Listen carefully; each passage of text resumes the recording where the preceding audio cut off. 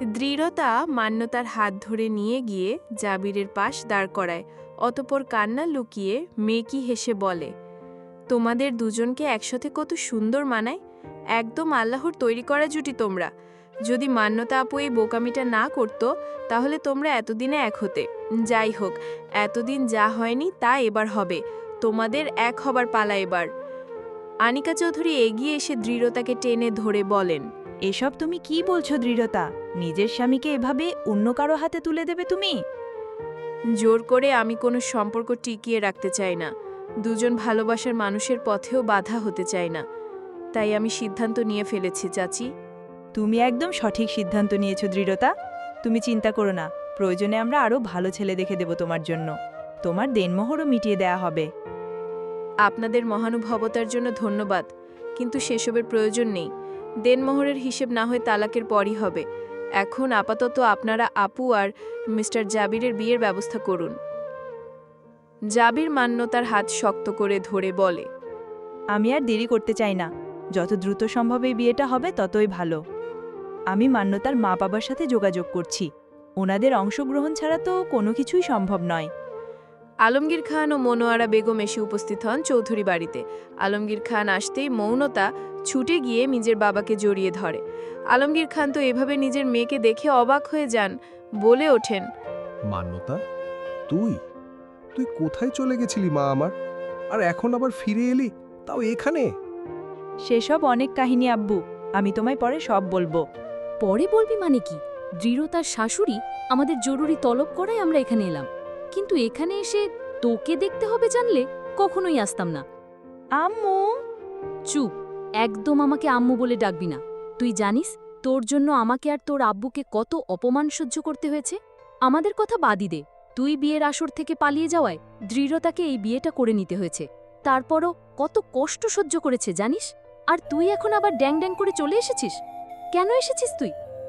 আমি অনেক বড় ভুল করে ফেলেছি আম্মু, কিন্তু এবার আমি ফিরে এসেছি সব ভুল শুধরে দিতে।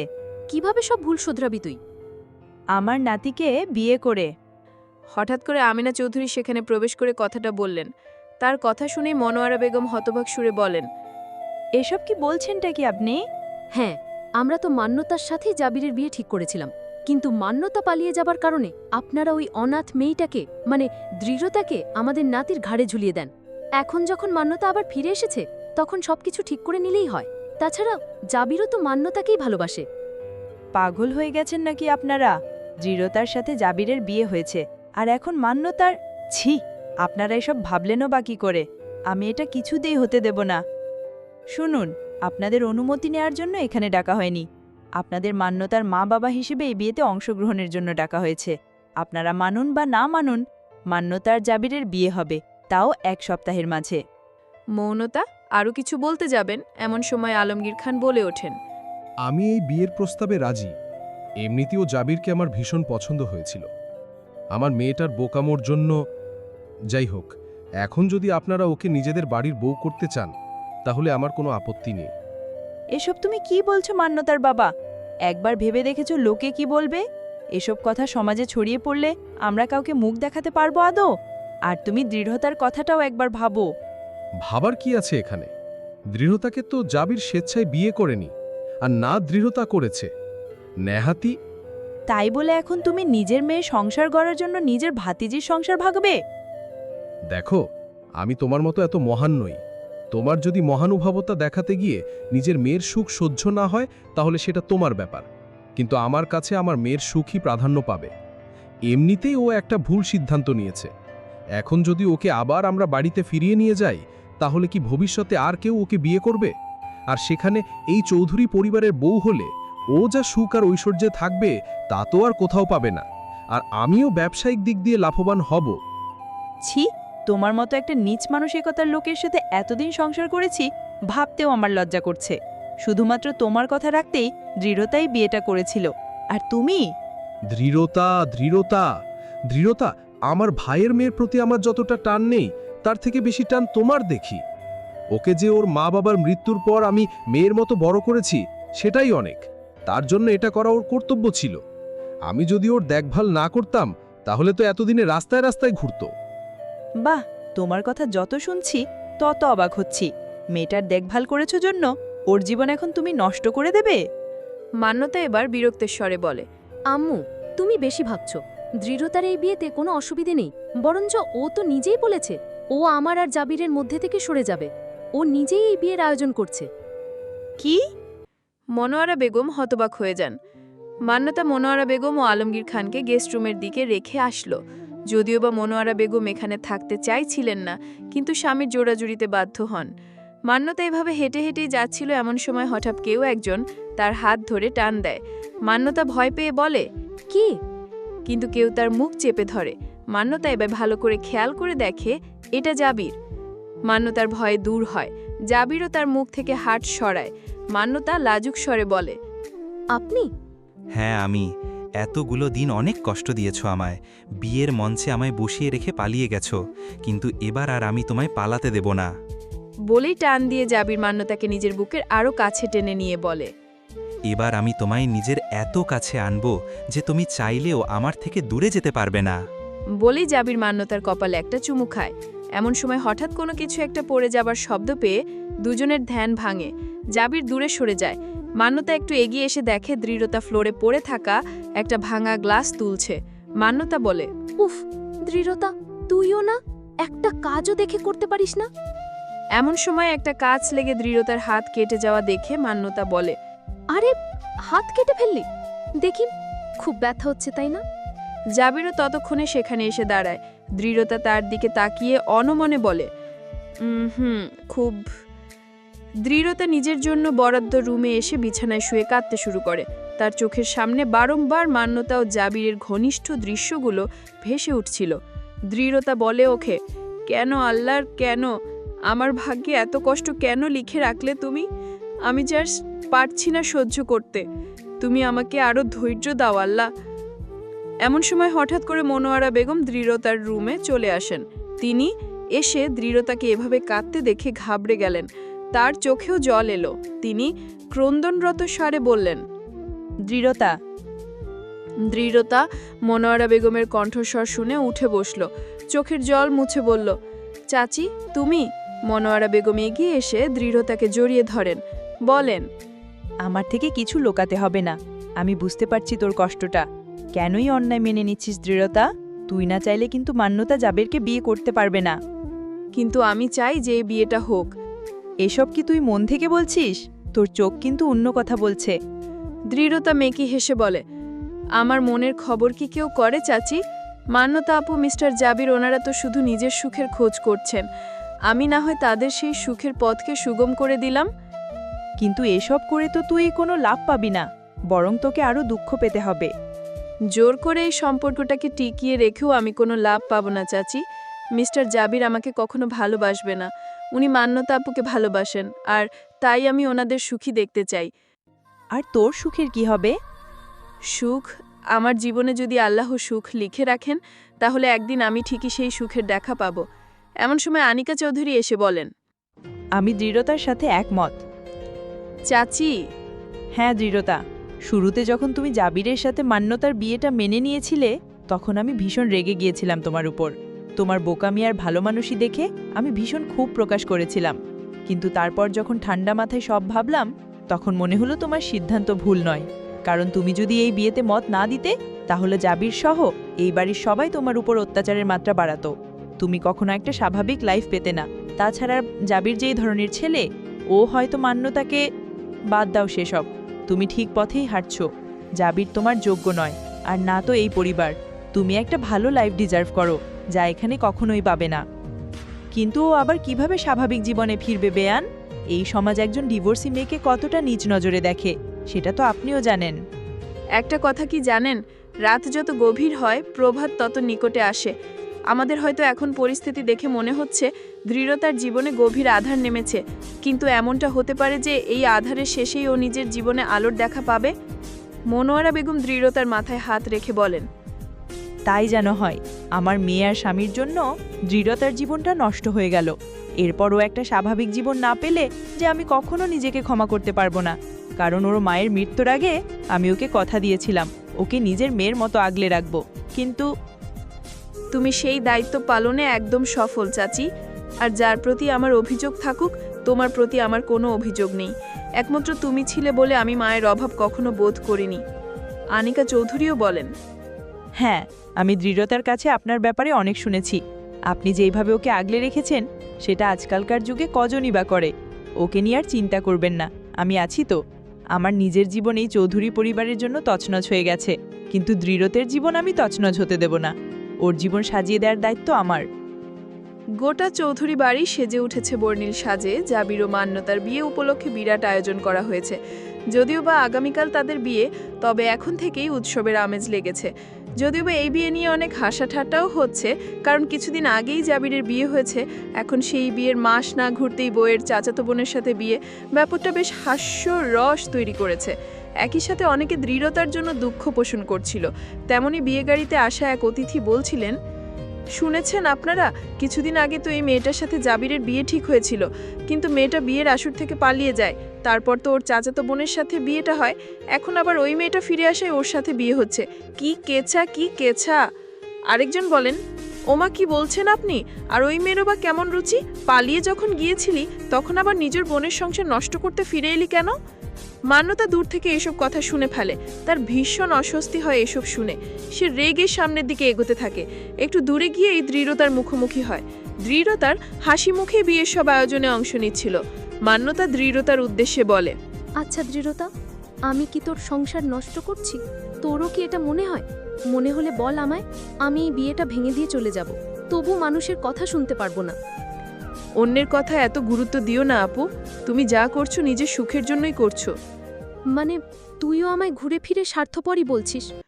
না, আমি সেটা বলছি না। দেখো, যদি তুমি একতরফাভাবে মিস্টার জাবিরকে বিয়ে করতে চাইতে, তাহলে তো এই বিয়েটা হতো না। তোমরা দুইজনই চেয়েছো বলেই হচ্ছে, তাই দোষটা তো তোমার নয়। এই বিয়েটাই তোমরা দুইজনই সুখী হবে। আর জোর করে আর যাই হোক সংসার হয় না। মিস্টার জাবির কেবলমাত্র তোমার সাথেই সংসার করতে চান। তুই কি মন থেকে এই বিয়েটা মেনে নিয়েছিস? আমার কথা বাদ দাও তো, আমার মানা না মানায় কি এসে যায়? তোমরা সুখী থাকলেই হয়। মান্যতার কিছু বলবে এমন সময় জাবির সেখানে চলে আসে। এসেই মান্যতার হাত ধরে বলে, তুমি এখানে, আর আমি তোমাকে সারা বাড়ি খুঁজে বেড়াচ্ছি। আমার বন্ধুরা তোমার সাথে দেখা করতে চাইছে। বলেই মান্যতাকে টান দিয়ে নিয়ে যায়। দৃঢ়তা তাদের যাবার পথে তাকিয়ে থাকে। জাবির আজ একটা বাদামি কালারের পাঞ্জাবি পরেছে, ভীষণ মানিয়েছে তাকে পাঞ্জাবিটা। লাল শাড়ি পরা মান্যতাকেও তার পাশে দারুণ লাগছে। জাবির হাসি মুখে নিজের সব বন্ধুদের সাথে মান্যতার পরিচয় করিয়ে দিয়েছিল। এসব দেখে দৃঢ়তার চোখে জল আসে। সে জলটুকু মুছে নিয়ে জাবিরের উদ্দেশ্যে বলে, আপনাকে ভালোবেসেছি নিজের মনের গোপনে, কিন্তু সেই ভালোবাসা আপনি উপলব্ধি করতে পারেননি। তবুও আমি সবসময় চাইবো যাকে ভালোবেসে আপনি নতুন জীবন শুরু করতে চেয়েছেন তার সাথেই সুখী হন। আমি না হয় দূরেই রইলাম নিজের গোপন অনুভূতি নিয়ে। দৃঢ়তার ভাবনার মাঝেই আনিকা চৌধুরী এসে তার কাঁধে হাত রেখে বলেন, জানো, একসময় আমার শাশুড়িও আমার সংসার এভাবে ভাঙতে চেয়েছিলেন। আমার স্বামীকে অন্য একটা মেয়ের সাথে বিয়ে দিতে চাইছিলেন, কিন্তু তিনি সেই সময় সেই বিয়েটা ভেঙে দেয় এবং নিজের মায়ের বিরুদ্ধে গিয়ে আমায় আপন করে নেয়। কিন্তু জাবির, সব মানুষ তো একরকম হয় না, নিয়ে আফসোস করে লাভ নেই। সবাইকে নিজের মতোই বাঁচতে দেওয়া উচিত। দৃঢ়তা এক কোণে চুপচাপ দাঁড়িয়েছিল। মান্যতা ও জাবিরের বিয়ে উপলক্ষে এখানে আসা অনেক মানুষই তার দিকে তেরা চোখে তাকাচ্ছিল, যা বুঝতে পেরে দৃঢ়তার ভীষণ অস্বস্তি বোধ হচ্ছিল। এমন সময় হঠাৎ করে মান্যতা এসে দৃঢ়তার হাত ধরে টেনে বলে, দৃঢ়তা, একটু আমার সাথে এদিকে আয়। জাবিরের সব বন্ধুরা আছে ওখানে। আমার সবার মধ্যে ভীষণ আনকমফোর্টেবল ফিল হচ্ছে। তাছাড়া ওরা আমার বাড়ির লোকের ব্যাপারেও জানতে চাচ্ছে। না আপু, আমি এখানেই ঠিক আছি। একটু বোঝার চেষ্টা করবন। এমনিতেই বিয়েটা এভাবে হচ্ছে যে আমাদের কোনো আত্মীয় স্বজনকে সেভাবে জানানো হয়নি। এখানে তুই ছাড়া আর কেউ আমার পরিচিত নেই। আমার অবস্থাকে একটু বোঝ। আচ্ছা চলো, আমি যাচ্ছি তোমার সাথে। মান্যতা খুশি মনে দৃঢ়তাকে সাথে নিয়ে সবার সামনে আসে। জাবিরের কিছু বন্ধু দৃঢ়তাকে দেখে জিজ্ঞেস করে, আরে ইনি কে? ও হলো আমার বোন দৃঢ়তা। বাহ, তার মানে আমাদের জাবিরের শালি। শালি মানে তো আদি ঘরওয়ালি। এইসবের মধ্যে জাবিরের এক বন্ধু ছিল আয়ুষ, যে দৃঢ়তা ও জাবিরের বিয়ের ব্যাপারে সবটাই জানে। সে হঠাৎ করে বলে ওঠে, কিন্তু এই শালি তো ফুল ঘরওয়ালি। কথাটা শুনে জাবির, মান্যতা ও দৃঢ়তা তিনজনেরই কেমন জানি কেমন লাগে। দৃঢ়তার তো চরম অস্বস্তি হতে থাকে। এরই মধ্যে জাবিরের বন্ধুদের মধ্যে একজন বলে, তবে আইন, আপনি গান টান জানেন তো নাকি? নিজের বোনের বিয়ে উপলক্ষে একটা গান তো শোনাতেই পারেন। না, আমি গান গাইতে পারি না। দৃঢ়তার কথা শুনে মান্যতা বলে ওঠে, মিথ্যে কেন বলছিস রে? তুই তো খুব সুন্দর গান গাইতে পারিস। ওরা যখন শুনতে চাচ্ছে একটু শোনা। জাবিরও পরিস্থিতি স্বাভাবিক করার জন্য বলে ওঠে, হ্যাঁ দৃঢ়তা, আমি তো এর আগেও তোমার গান শুনেছি। বেশ ভালো গাও তুমি। একটা গান শোনাও সবাইকে। দৃঢ়তা জাবিরের দিকে তাকিয়ে বলে, বেশ। অতঃপর সে জাবিরের দিকে তাকিয়ে সুর টেনে বলতে শুরু করে। গান বলতে বলতে দৃঢ়তার চোখে জল চলে আসে। সবার অলক্ষ্যে সে সেই জলটুকু মুছে নিয়ে আবারও গেয়ে ওঠে। এবার আর দৃঢ়তা নিজেকে ধরে রাখতে পারল না। তার চোখ দিয়ে বৃষ্টির ধারার মতো জল পড়তে লাগল। জাবির লক্ষ্য করল সেই অশ্রুকণা। তার বুকে কেন জানি চিনচিনে ব্যথা অনুভব হতে লাগল। দৃঢ়তার সাথে কাটানো মুহূর্ত, তার করা সেবাগুলোর কথা মনে পড়ে গেল। দৃঢ়তা নিজেকে ধরে রাখতে না পেরে দৌড়ে পালিয়ে গেল। জাবিরের বন্ধুরা নিজেদের মধ্যেই কথাবার্তা চালাতে লাগল। মান্যতা পুরো ব্যাপারটা খেয়াল করল। সে জাবিরের দিকে তাকিয়ে তার অস্থির ভাব দেখে বলে উঠল, শুনুন, দৃঢ়তার দিকে খেয়াল করেছো তুমি? ওকে দেখে কেন জানি ভীষণ দুঃখী দুঃখী লাগছিল। ও কি আমাদের এই বিয়ে নিয়ে সুখী নয়? সুখী হবে না কেন? ও তো নিজেই এই বিয়ের আয়োজনটা করেছে। হয়তো আমার বিয়ে হয়ে যাবে তাই একটু ইমোশনাল হয়ে গেছে। জাবির নিজের ভাবনায় হারিয়ে যায়। অধঃপতন কিছু না বলেই স্থান ত্যাগ করে। মান্যতা জাবিরের যাওয়ার পানে তাকিয়ে থাকে। জাবির যাওয়ার পর আয়ুষ এগিয়ে এসে মান্যতাকে বলে, আমি জাবিরের অনেক পুরানো বন্ধু, তাই ওর ব্যবহার দেখেই ওর ব্যাপারে অনেক কিছু বলে দিতে পারি। আমি আপনাদের ব্যাপারে সবটাই জানি। কিভাবে জাবিরের সাথে আপনার বিয়ের দিন আপনি পালিয়ে গেছিলেন, তারপর আপনার বোনের সাথে। ওটা তো জাস্ট একটা ভুল ছিল। দৃঢ়তা বা জাবির কেউই বিয়েতে সুখী ছিল না, কারণ জাবির আমাকে ভালোবাসে। বাংলায় একটা প্রবাদ আছে জানেন তো, আগুন আর ঘি পাশাপাশি থাকলে যে কোনো সময় বড় একটা বিস্ফোরণ ঘটে যেতে পারে। বাকিটা আপনিই বুঝে নিন। আপনাকে দেখে তো বুদ্ধিমতী মহিলাই মনে হয়। বলেই আয়ুষ মান্যতার কাছ থেকে সরে আসে। মান্যতা মনে মনে বলে, না, আমি এটা কিছুতেই হতে দেব না। একবার আমি নিজের ভালোবাসাকে হারিয়েছি। আবির ভাই, যাকে আমি নিজের জীবনের থেকে বেশি ভালোবাসতাম, সে আমায় ছেড়ে চলে গেছে। কিন্তু দ্বিতীয়বার আমি একই কষ্ট সহ্য করতে পারবো না। জাবিরকে আমি নিজের করে নেবই। এদিকে আয়ুষ শরবতে চুমুক দিয়ে মনে মনে বলে, আমি এখনো ভুলিনি জাবির কিভাবে কলেজ টাইমে তোর জন্য আমার সাথে আমার প্রেমিকার বিচ্ছেদ হয়েছিল। হ্যাঁ, আমি প্লেবয় ছিলাম, তবে ওই মেয়েটাকে আমি সত্যিকারে ভালোবেসে ফেলেছিলাম। কিন্তু তুই ওর সামনে আমার অতীত নিয়ে এসে ওকে আমার থেকে দূরে সরিয়ে দিয়েছিলি। এখন দেখ আমি কিভাবে তোর জীবনেও ঝড় তুলি। তুইও এবার উপলব্ধি করবি ভালোবাসা হারালে কেমন লাগে। দৃঢ়তা একটা রুমে ঢুকে নিজের অশ্রু বিসর্জন দিয়ে চলছিল। তার চোখের জল যেন কোনো বাঁধ মানতে চায় না। দৃঢ়তা এভাবে কাঁদছিল, কি এমন সময় মান্যতা সেখানে চলে এসে বলে, দৃঢ়তা, দৃঢ়তা নিজের চোখের জল মুছে বলে, আপু তুমি? আমাকে দেখে তোকে আর নিজের চোখের জল মুছতে হবে না। আমি তো তোর এই চোখের জলের কারণ, তাই না? না আপু, তুমি ভুল ভাবছো। না, আমি একদম ঠিক ভাবছি। সত্যি তো, তোর জন্যই আজ তোর এই অবস্থা। আমার জন্য তোকে জাবিরকে বিয়ে করতে হয়েছে, আর এখন আমার জন্য এই সংসারটা ভাঙতে বসেছে। না, এমনটা হবে না। আমি ওনাকে ডিভোর্স দিয়ে তোমাদের জীবন থেকে চলে যাব। ভালোবাসে, কিন্তু জানিস, আজ যখন তুই গান বলতে বলতে কাঁদছিলি, তখন আমি ওনার চোখে তোর জন্য মায়া দেখেছি। এই মায়াও যে কোনো সময় ভালোবাসায় পরিণত হবে। না, তোকে এমনটা করতে হবে না দৃঢ়তা। আমি একটা কাজ করি, জাবিরের সাথে নিজের বিয়েটা ভেঙে দিই। তারপর তুই জাবিরের সাথে সুখে সংসার কর। আমার কি, আবির ভাই তো আমায় ধোঁকা দিয়েছে। বাকিটা জীবন না হয় তার স্মৃতি নিয়েই কাটিয়ে দেব। সমাজ আমায় ছিছি করবে। মা বাবার চোখেও একসময় বিষ হয়ে উঠব। সবাই আমায় নোংরা কথায় বিদ্ধ করবে। তারপর না হয় একদিন গলায় ভাঁজ দিয়ে দেব। দৃঢ়তা মান্যতার মুখে হাত দিয়ে এটাকে থামিয়ে দিয়ে বলে, আপু এসব কি আবল তাবল বলছো? এমন কিচ্ছু হবে না। তুমি মিস্টার জাবিরকে বিয়ে করবে, ওনার সাথে সুখে সংসার করবে, বুঝেছো? কিন্তু তোর সাথে ওনার ডিভোর্সের তো আরো 6 মাস আছে। এই 6 মাসে যদি উনি তোর প্রতি দুর্বল হয়ে যায়, আর এমন কিছু হবে না। তাহলে এই 6 মাস তোকে ওনার থেকে দূরে কোথাও থাকতে হবে। বেশ, আমি তোমাদের বিয়ের পরই 6 মাসের জন্য তোমাদের জীবন থেকে অনেক দূরে চলে যাব। মান্যতা দৃঢ়তাকে জড়িয়ে ধরে মনে মনে বলে, এইটাই তো আমি চাইছিলাম। আমি জানতাম এভাবে ব্ল্যাকমেল করলেই এই বোকা দৃঢ়তা গলে যাবে। এবার আমার আর জাবিরের এক হওয়া আর কেউ আটকাতে পারবে না।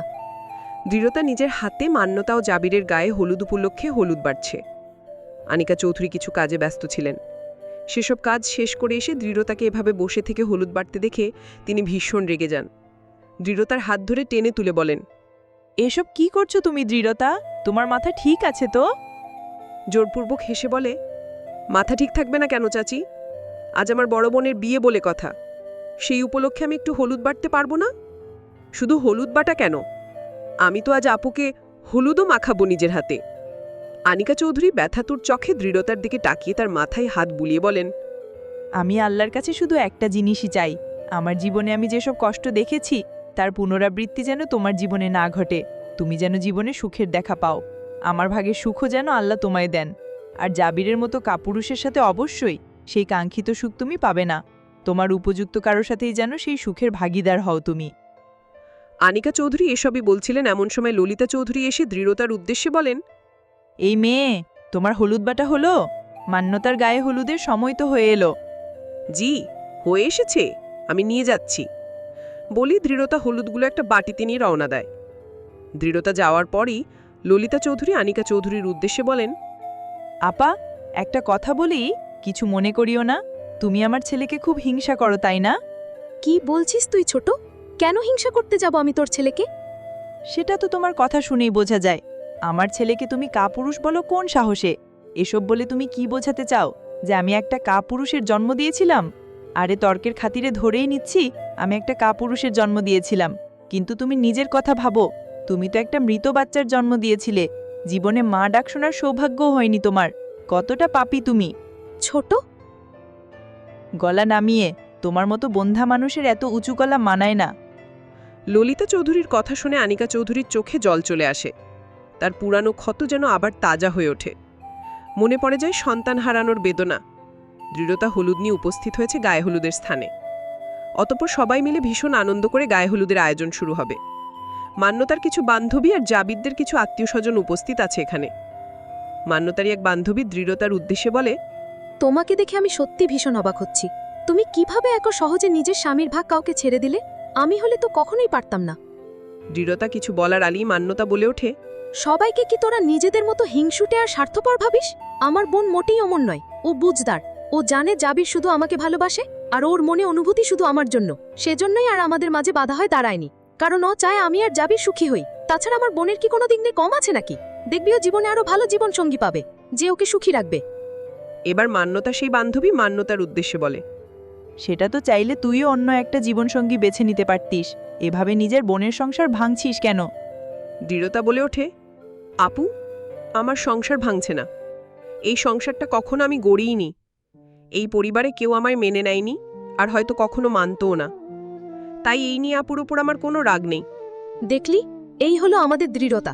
ওকে দেখে কিছু শেখ। ততমধ্যে আমিনা চৌধুরী সেখানে উপস্থিত হন। তাকে দেখেই মান্যতা সালাম দিয়ে বলে ওঠে, আসসালামু আলাইকুম দাদি। ওয়ালাইকুম সালাম। তা তোমরা সবাই এখনো হাত গুটিয়ে বসে আছো কেন? গায়ে হলুদের আচার শুরু করো। জি, দৃঢ়তা, তুই প্রথম আমার গায়ে হলুদ লাগা। আমি? হ্যাঁ তুই। আমি চাই আমার গায়ে প্রথম তোর হাতের ছোঁয়া হলুদের স্পর্শ লাগুক। আচ্ছা বলে দৃঢ়তা হলুদ নিয়ে এগিয়ে যায় মান্যতার দিকে। মান্যতার গায়ে হলুদ মাখিয়ে দেয়। মান্যতা আশেপাশে তাকিয়ে সুযোগ বুঝে দৃঢ়তার কানে কানে বলে, কালকে কি বলেছিলাম মনে আছে তো? আজ আমার বিয়েটা হওয়ার আগেই তুই দূরে কোথাও চলে যা প্লিজ। দৃঢ়তা বলে, আমার সব মনে আপু, তুমি কিছু চিন্তা করো না। আমি চলে যাব অনেক দূরে, তারপর একেবারে 6 মাস পর ফেরত আসব। আমিনা চৌধুরী দূরে দাঁড়িয়ে মনে মনে ভাবেন, এই বিয়েটাতে যাতে কোনো বাধা না আসে সেটা আমায় দেখতে হবে। অনেক কষ্টেই দৃঢ়তাকে দূর করতে পেরেছি, এবার বড় বৌমাকে বের করার পালা। পুরো বাড়ি আলোকসজ্জা ও বাদ্যযন্ত্রের শব্দে মম করছে। বিয়ের আমেজ ছড়িয়ে পড়েছে চৌধুরী বাড়িময়। এই আয়োজনের মধ্যে দৃঢ়তা অনেক সুন্দরভাবে সেজেছে। তার পরনে একটা হলুদ শাড়ি। এই সাজ নিয়েই সে প্রথমে মনোয়ারা বেগমের সাথে দেখা করল। মনোয়ারা বেগম দৃঢ়তাকে জড়িয়ে ধরে অনেকক্ষণ কান্না করে বললেন, মান্যতা অনেক বড় অন্যায় করলো তোর সাথে, দেখবি ও কখনো সুখী হবে না। দৃঢ়তা বলল, ধুর, নিজের মেয়েকে কেউ এমন অভিশাপ দেয়? তুমি দোয়া করো যে আপু যেন সুখী হয়। তুই সত্যিই অনন্য দৃঢ়তা। তোর মতো খাঁটি সোনার মূল্য যারা দিতে পারেনি তারা একদিন ঠিকই পস্তাবে, দেখিস। অতঃপর দৃঢ়তা মনোয়ারা বেগমের রুম থেকে বের হয়ে জাবিরের রুমের দিকে যায়। জাবির তখন বরবেশে বিয়ের আসরে যাওয়ার জন্য প্রস্তুত। দৃঢ়তাকে দেখেই সে দাঁড়িয়ে যায়। দৃঢ়তা হেসে বলে, আপনাকে অনেক সুন্দর লাগছে, তবে পাগড়িটা একটু ঠিক করে নিন। দৃঢ়তার কণ্ঠে চাপা কষ্ট ছিল, যা জাবির বুঝতে পারে। আজ কেন জানি তারও ভীষণ কষ্ট অনুভূত হচ্ছে। জাবির বুঝতে পারছে না এর কারণ কি। সে তো মান্যতাকে বিয়ে করতে চেয়েছিল, তাহলে এখন কেন কষ্ট হচ্ছে? এর মধ্যে দৃঢ়তা একটা চিঠি বের করে জাবিরের হাতে দিয়ে বলে, এটা রাখুন, এই চিঠিটা আজ আপনার বিয়ের পরই খুলবেন, কেমন? আর হ্যাঁ, কাউকে বলবেন না এটার ব্যাপারে। কি আছে এই চিঠিতে? সেটা পড়লেই বুঝতে পারবেন, বলেই দৃঢ়তা পেছন ফিরে চলতে শুরু করে। কারণ আর একটু সময় সেখানে থাকলে যে সে নিজের চোখের জলকে নিয়ন্ত্রণ করতে পারত না। দৃঢ়তা জাবিরের কথা ভেবে বলে, আজ আমি আপনাকে চিরদিনের জন্য মুক্তি দিলাম। এরপর আপনি হাজার চাইলেও আমি আর ফিরব না আপনার জীবনে। এখন আমি রওনা দেব এক অজানা গন্তব্যে। আনিকা চাচি, আমায় ক্ষমা করবেন, আপনার থেকে বিদায় নেওয়া হলো না। কি করব বলুন? আপনার সামনে গেলেই যে আমি দুর্বল পড়ে যেতাম। আমায় দেখলেই আমার মনের কথা বুঝে যেতেন আপনি। তবে আমি কথা দিচ্ছি, 6 মাস বা 1 বছর পর ফিরে এসে সবার আগে আমি আপনার সাথেই দেখা করব। জাবির ও মান্যতাকে সামনাসামনি বসানো হয়েছে বিয়ের আসরে। কাজী সাহেব বিয়ে পড়াতে শুরু করেছেন। সবকিছু ঠিকভাবে হতে দেখে আমিনা চৌধুরী ও ললিতা চৌধুরী ভীষণ খুশি। মান্যতাও ভীষণ খুশি, কিন্তু জাবির কেন জানি খুব একটা খুশি হতে পারছে না। তার বুকে সূক্ষ্ম গাথা অনুভূত হচ্ছে। বারবার দৃঢ়তার কথাই মনে পড়ছে। এর মধ্যে কাজী সাহেব মান্যতাকে বলেন, মা, এবার কবুল বলো। মান্যতা হাসি মুখে কবুল বলতেই যাবে, এমন সময় হঠাৎ করে দৌড়ে বিয়ের আসরে এসে উপস্থিত হয় এক যুবক। এসেই বলে, মান্যতা, তুমি কবুল বলো না। তুমি এভাবে অন্য কাউকে বিয়ে করতে পারো না।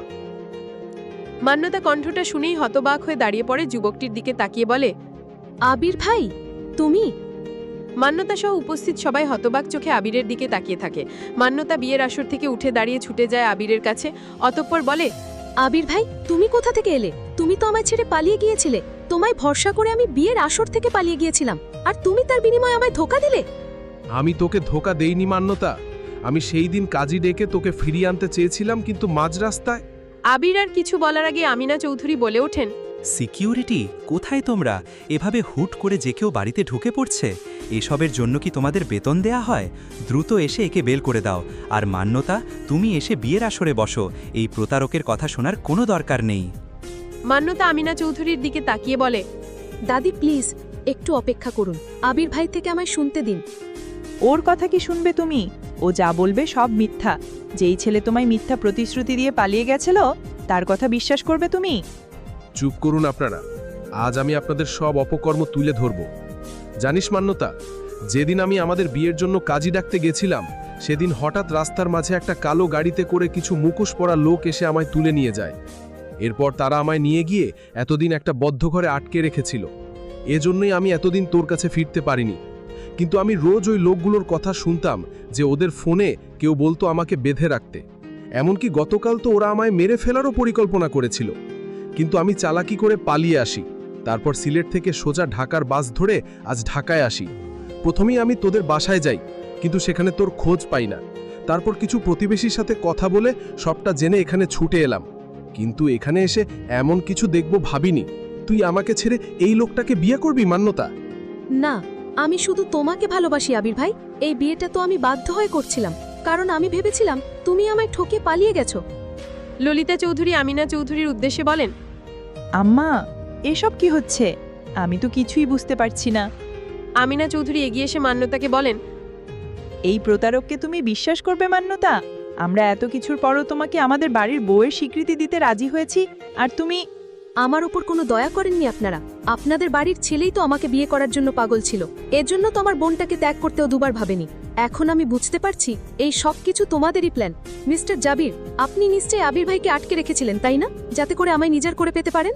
এসব তুমি কি বলছো মান্যতা? আমি কেন এমন কিছু করতে যাব?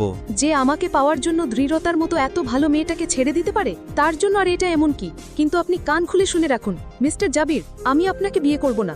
আপনার ইচ্ছা কখনোই পূরণ হবে না। আপনি আমায় পাবেন না। মান্যতার বাবা আলমগীর খান এগিয়ে এসে মান্যতার হাত ধরে বলেন, এসব কি বলছিস তুই পাগলের মতো? একবার যেই বোকামি করেছিস সেটা আর দ্বিতীয়বার করিস না। জাবিরের মতো ভালো ছেলে আর পাবি না। এই আবিরকে বিশ্বাস করিস না তুই। ব্যাস আব্বু, তোমার থেকে আমি আর কিছু শুনতে চাই না। তুমি বাবা হিসেবে নয়, একজন ব্যবসায়ী হিসেবে আমার আর জাবির চৌধুরীর বিয়ে দেওয়ার জন্য উঠে পড়ে লেগে আছো, সেটা কি আমি বুঝি না? আমিও বোকা ছিলাম যে এই জঘন্য লোকটার জীবনে ফিরের জন্য নিজের বোন দৃঢ়তাকে কত কষ্ট দিলাম। তুমিও নিজের ভাতিজির সংসার ভাঙার আগে দুবার ভাবনি। যদিও একদিক দিয়ে ভালোই হয়েছে, দৃঢ়তাই জাবির চৌধুরীর মতো জঘন্য লোককে ডিজার্ভ করে না। আমি আশা করব ও যেখানে গেছে ভালো কাউকে পাক, তাকে নিয়ে সুখী হোক। কি বলছিস তুই? কোথায় গেছে দৃঢ়তা? জানি না, কিন্তু যেখানে গেছে সেখানে সুখী হোক। এখন আমি এসব নিয়ে আর কিছু বলতে চাই না। আমি এখন আবির ভাইকে বিয়ে করে নিতে চাই। বলা তো যায় না, চারপাশে যা শকুন আর ঈগলের কারবার, কখন কার নজর লেগে আবার আমরা আলাদা হয়ে যাই। এই মেয়ে এক্ষুনি বেরিয়ে যাও এই বাড়ি থেকে। কি ভেবেছো তাটা কি তুমি? তোমাকে বিয়ে না করলে আমার নাতি মরে যাবে? মোটেই না। এটা তো আমাদের মহানুভবতা যে আমরা তোমার মতো একটা থার্ড ক্লাস মেয়েকে সুযোগ দিয়েছিলাম। তুমি বা তোমার বোন কেউ আমার নাতির যোগ্য না। ওর জন্য আমি আরো ভালো মেয়ে খুঁজে বের করব। ভালো মেয়ে পরে খুঁজবেন, আগে পুলিশের মামলা সামলান। আপনাদের নামে আমি প্রতারণা ও অপহরণের কেস করব আবির ভাইকে আটকে রাখার জন্য। আপনার নাতিকে আমি জেলের ভাত খাওয়াবো। মান্যতা, তোমার এত বড় সাহস? আমার ছেলেকে জেলের ভাত খাওয়াতে চাও? তোমাকে তো আমি... বলেই যেই না মান্যতার গায়ে হাত তুলতে যাবে, এমন সময় মান্যতা তার হাতটা ধরে বলে, খবরদার, আমি দৃঢ়তা নই। আপনার ভাগ্য ভালো যে আমি আপনার ছেলের বউ হয়ে আসিনি, না হলে আমার ওপর হাত তুললে না, হাত ভেঙে গুঁড়ো গুঁড়ো করে রেখে দিতাম। বলেই সে ললিতা চৌধুরীকে ধাক্কা দিয়ে দূরে সরিয়ে দিয়ে আবিরের হাত ধরে বলে, চলো এখন এখান থেকে। আমরা কাজী অফিসে গিয়ে বিয়ে করে নিই। কেউ আমাদের বিয়ে মানুক বা না মানুক, তাতে কিছু যায় আসে না। বলেই তারা বেরিয়ে যায়। মনোয়ারা বেগম আহাজালি করে বলেন, আমার দৃঢ়তা কোথায় গেল? এদিকে আকস্মিকতায় বিধ্বস্ত জাবিরের হঠাৎ দৃঢ়তার দেয়া চিঠিটার কথা মনে পড়ে। চিঠিটা সে নিজের ঘরে রেখেছিল, তাই ছুটে যায় চিঠিটা পড়তে। আনিকা চৌধুরী এতক্ষণ ঘরের বেপরে থেকে সব দেখছিলেন। এবার সে বাইরে এসে আমিনা চৌধুরীর উদ্দেশ্যে বললেন, আজ আরও একবার আপনার করা অন্যায়ের জন্য আরও কয়েকটা জীবন তছনছ হয়ে গেল। আমি বুঝি না, এত অন্যায় করার পরও কি আপনার পাপের ঘোড়া পূর্ণ হয়নি? আজরাইল কি আপনাকে চোখে দেখে না? বড় বৌমা, দৃঢ়তা ট্রেনে করে যাচ্ছিল এক অজানা গন্তব্যে। চাঁদনী রাতের হালকা আলোয় বাইরের কিছু দৃশ্য দেখা যাচ্ছিল। ট্রেনের শব্দ তার কানে লাগছিল। এই ট্রেনের মতো দৃঢ়তাও আজ ছুটে চলেছে এক অজানা গন্তব্যে। দৃঢ়তা এবার নিজের পার্স থেকে নিজের ফোন বের করে অতঃপর সেটা ফেলে দেয় জানালা দিয়ে। মনে মনে বলে, যেই দৃঢ়তাকে এতদিন সবাই চিনত, সেই দৃঢ়তা আর থাকবে না। এরপর আবার যখন আমি ফিরবো এই ঢাকা শহরে, তখন সবাই এক নতুন দৃঢ়তাকে দেখতে পাবে। বলেই সে ঢাকা চট্টগ্রামগামী ট্রেনটির টিকিটে একবার চোখ বুলিয়ে বলে, চট্টগ্রাম, এই শহরেই এক নতুন দৃঢ়তার উত্থান ঘটবে। দৃঢ়তা চট্টগ্রাম রেলওয়ে স্টেশনে পৌঁছে ট্রেন থেকে নামে। এই শহর তার কাছে বড্ড অচেনা। সে জানেও না এখন কোথাও যাবে। তবুও অক্লান্ত মুসাফিরের মতো পথ চলতে শুরু করল। সময় তখন মাঝরাত। এত রাতে চলাফেরা একটা মেয়ের জন্য নিরাপদ না। দৃঢ়তারও একটু ভয় করছে এখন, কিন্তু এখন আপাতত তার অন্য কোনো উপায়ও নেই। একটু দূরে গিয়ে একটা সিএনজি নিয়ে সেখানে উঠে পড়ল দৃঢ়তা। তবে সিএনজিতে ওঠার পর থেকেই লক্ষ্য করল যে সিএনজি চালক তার দিকে কীরকম অদ্ভুতভাবে তাকাচ্ছিল। ব্যাপারটা তার খটকা লাগে। তবুও সে বলে, ভাইয়া, আমাকে একটু হালি শহরের দিকে নিয়ে চলুন। সিএনজি চালক হঠাৎ বলে উঠল, আপনি কি এই শহরে নতুন ম্যাডাম? হ্যাঁ, মানে ওই আর কি। দৃঢ়তা স্বাভাবিক হবার চেষ্টা করল, কিন্তু তার ভীষণ ভয়ও করছিল। দৃঢ়তা চোখ বন্ধ করে মনে মনে বলে, হে আল্লাহ, একবার শুধু আমার সুস্থ স্বাভাবিকভাবে হালি শহরে পৌঁছে দাও। ওখানে গিয়ে কোনো ঘর ভাড়া নিয়ে থাকতে হবে। আপাতত যা জমানো টাকা আছে সেসব দিয়েই চলতে হবে। তারপর দেখা যাক কোনো কাজের জোগাড় করতে পারি যদি। দৃঢ়তার ভাবনার মাঝেই হঠাৎ করে সিএনজি চালক সিএনজিটা ঘুরিয়ে একটা অন্ধকার পথে নিয়ে যেতে থাকে। দৃঢ়তা বলে, ভাইয়া, এটা কোন দিকে নিয়ে যাচ্ছেন? দেখে তো মনে হচ্ছে এটা জঙ্গলময় একটা পথ। এটা একটা শর্টকাট পথ ম্যাম। আপনি তো এই শহরে নতুন, তাই জানেন না। সিএনজি চালকের কথায় কেন জানি দৃঢ়তা একটুও ভরসা পায় না। তার মনে একটা খটকা লাগে। তাই সে নিজের ফোন বের করে গুগল ম্যাপে সার্চ দেয়। অপতর যখন দেখে এই রাস্তা হালি শহরের নয়, বরং বান্দরবানের দিকে যাচ্ছে, তখন সে বলে ওঠে, ভাইয়া, গাড়ি থামান। এটা আপনি আমায় কোথায় নিয়ে যাচ্ছেন? এটা তো হালি শহরের পথ না। কিন্তু সিএনজি চালক তার কথা শোনে না। আরও জোরে সিএনজি চালাতে শুরু করে। দৃঢ়তা এবার ভয়ে ভয়ে ফোন বের করে 999-এ কল করতে চায়। এমন সময় সিএনজি চালক গাড়ি থামিয়ে তার হাত থেকে ফোন কেড়ে নিয়ে তার গলায় একটা চাকু ধরে বলে, চুপ, একদম চালাকি করার চেষ্টা করবি না, না হলে জানে মেরে দেব। দৃঢ়তা ভয়ে গুটিয়ে যায়। চোখ বন্ধ করে বলে, হে আল্লাহ, এই তুমি আমায় কোন বিপদে ফেললে? তাহলে কি আজই এই পৃথিবীতে আমার শেষ দিন?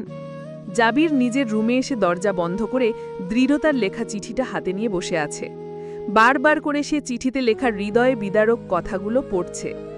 মিস্টার জাবির, আপনাকে দেওয়া এটাই হয়তো আমার প্রথম এবং শেষ চিঠি। প্রথমেই আপনার নতুন জীবনের জন্য শুভেচ্ছা জানাই।